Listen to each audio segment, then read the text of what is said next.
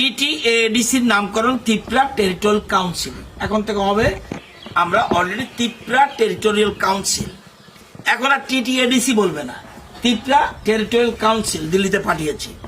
কারণ ত্রিপুরা শব্দটা অত্যন্ত গুরুত্বপূর্ণ, কিন্তু এটাকে কখনো কখনো কোন সরকার, কংগ্রেস, সিপিএম যারা আছে বা রিজনাল পার্টি সামান্য কিছু চেষ্টা করেছিল টিউজিয়ার, সামান্য সমাচরণ ত্রিপুরা যারা তখন ছিল কিছুটা, নতুবা কেউ চিন্তাও করেনি, একমাত্র বিজেপি সেটা করেছে।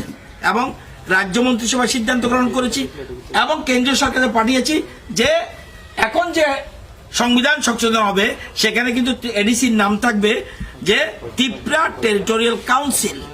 আপনারা জানেন, এবং 125তম সংবিধান সংশোধন করে আমরা বলছি যে ষষ্ঠ তফসিল এলাকায় যে জায়গাগুলি আছে সেগুলি বর্তমানে 28টা আসন আছে, কিন্তু 28টা আসনে ভুল হবে, 50টা আসন করো। কেন?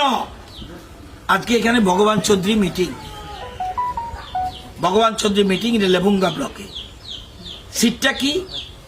সিমনা বিধানসভার 4টা গাঁও সভা, 3টা না 4টা, মোহনপুরের 8টা গাঁও সভা, বামটিয়ার 2টা গাঁও সভা,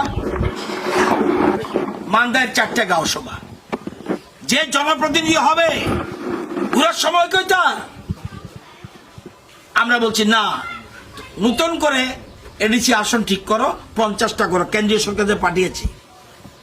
এবং ট্রাইবেলদের তো একটু আগে রঞ্জিত বলছিল, বিপ্লব দেব মনে হয় উনি বাঙালি না, এমন একটা ভাব, অর্থাৎ মনে হয় ট্রাইবেল জানে এটা ট্রাইবেল বাঙালির প্রশ্ন না, আসলে বাঙালি থেকে ট্রাইবেলরা পিছিয়ে আছে।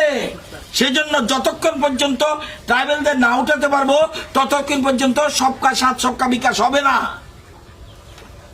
এজন্য প্ল্যান করেছে।